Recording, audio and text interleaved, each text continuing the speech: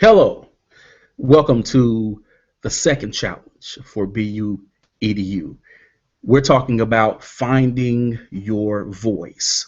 Now, remember beforehand, we talked about taking ownership of who you are and what you are. And now, with finding your voice, we're going to talk about owning your message and how you communicate what you have to say, what you believe in, what you are passionate about.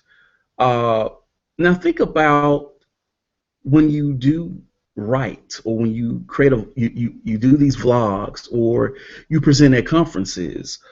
Are you speaking in your voice or are you mimicking a style? Are you mimicking a vocal cadence? Are you mimicking a, a flourish presentation of someone else?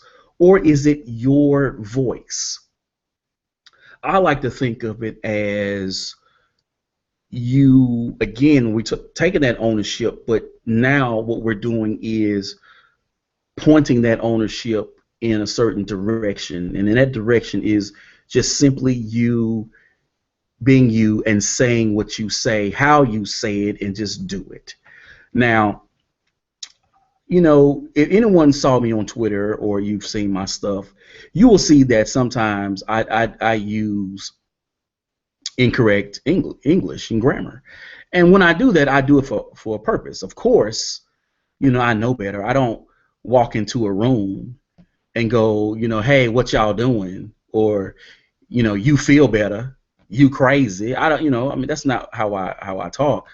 Uh, but it at those times, it feels natural with me, so I go for it. And I think, and you finding your voice, you want to be natural. If how you say something, how you communicate, how you express yourself, be natural with it. Don't try to put on airs. And I'm not saying that you work on your presentations in terms of how can you make your presentations better. But what I'm saying is let's make them better, but how you do it. Say something how you would say it, but maybe if if you want to work on it, say it in a different way that maybe draws your audience in better, or makes your presentation flow better in terms of time and interacting with your audience and that sort of thing. But outside of that, say it. You know what I'm saying? I mean, just go for it, because and again, we're talking about finding your voice. And I've brought other examples of people in and hope no one was offended, but I've seen, I'm going to throw Eric Sheninger out there, for example, and I'm going to put Kevin Honeycutt. Now, Eric Sheninger is an intense speaker, okay? Intense. And it is a marvel to see and experience, okay? And then you have Kevin Honeycutt, who is all over the stage, and he's pulling out a guitar, and he has the iPad, and he has all these things, playing music and songs and all these things, and they are totally different people, and they're speaking not necessarily about the same things. Now they run along the same sort of continuum, but the voice that they use is unique to themselves. They don't sound the same. They don't present themselves the same. You can, if someone says Eric Sheninger, you know what you're going to get. If you've ever seen him speak, you know it. If Kevin Honeycutt, you know it. That's what you're going to get. And that's what we're talking about, just trying to bring it back, because this might be long and boring to some of y'all. But let's bring it back to finding your voice.